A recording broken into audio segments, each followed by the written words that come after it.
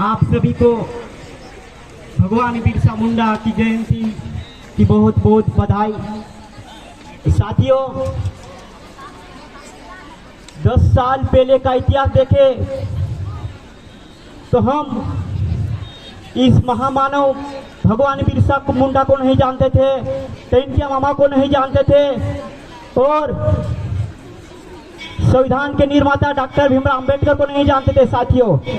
लेकिन यहाँ बैठे बेरोजगार युवाओं ने 70 साल के इतिहास को ऐसे उजागर किया है साथियों कि इस देश के प्रधानमंत्री नरेंद्र मोदी को भी बिरसा मुंडा कौन था ये याद नहीं था, और इस देश के राष्ट्रपति को भी याद नहीं था, और इस देश के मुख्यमंत्री को भी याद नहीं था कि बिरसा मुंडा कौन है और टेंटिया मामा कौन है और बाबा साहेब कौन है। ये युग ने ऐसा इतिहास लिखा है।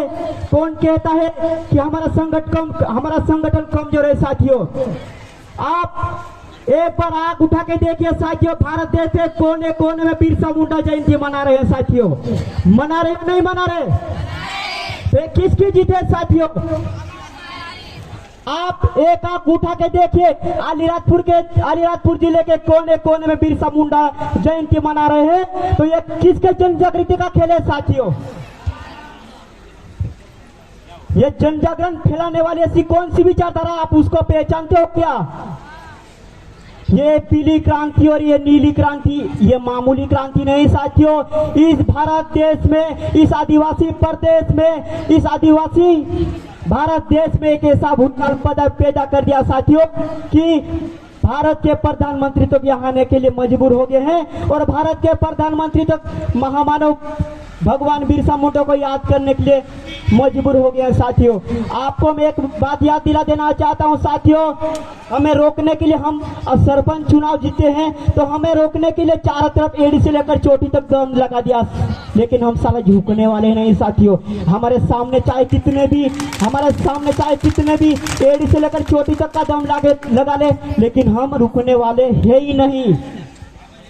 हमारी विचारधारा, जो बार बार विचारधारा की बात करते थे साथियों, हमारी विचारधारा इसी महामानव से मिलती है साथियों। हम रहे ना रहे, लेकिन हमारी विचारधारा जिंदी रहना चाहिए साथियों।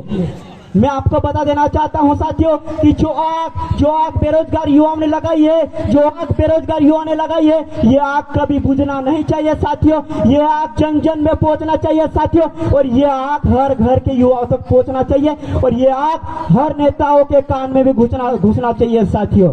आपको मैं बता दूं साथियों कि मध्य प्रदेश में कई संगठन है, लेकिन एकमात्र एक ही संगठन है, वो जयस। वो भारत देश के बड़ी बड़ी पार्टियों को धूल चटा दिया साथियों। मैं जाते जाते आखिरी बात बता देना चाहता हूं साथियों कि इस देश को विकसित करने के लिए और भारत के आदिवासियों को एकजुट करने के लिए आदिवासियों को एक होना बहुत जरूरी है, और शिक्षा का स्तर बढ़ाना बहुत जरूरी है साथियों। हम पढ़ते हैं कहीं ना कहीं, हम किसी फेसबुक के माध्यम से, यूट्यूब के माध्यम से हम पढ़ते हैं साथियों, तो हमें यह पता चलता है कि जब भारत गुलाम था उस समय आदिवासी आजाद थे, ऐसा हमने पढ़ा है साथियों। लेकिन जैसे ही 15 अगस्त 1947 भारत देश आजाद हुआ, उसके बाद आदिवासी गुलाम कैसे हो गया साथियों, ये जानने में हमें पता चलता है साथियों कि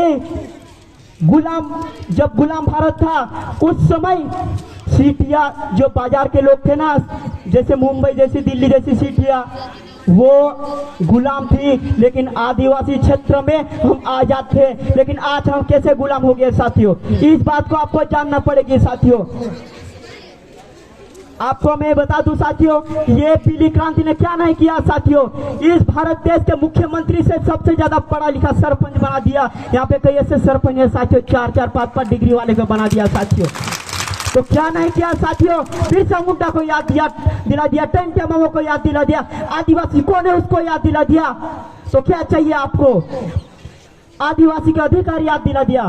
तो मैं चाहता हूं साथियों, अपनी वाणी समाप्त करने से पहले मैं आपसे एक ही निवेदन करना चाहता हूं साथियों कि यहाँ पे जितने भी वक्ता अपनी बात रखे हैं, उस बात को आप गाढ़ बांध के उस विचारधारा को जन जन तक पहुंचाने का काम करें। जय जोहार, जय आदिवासी, इनकलाब जिंदाबाद।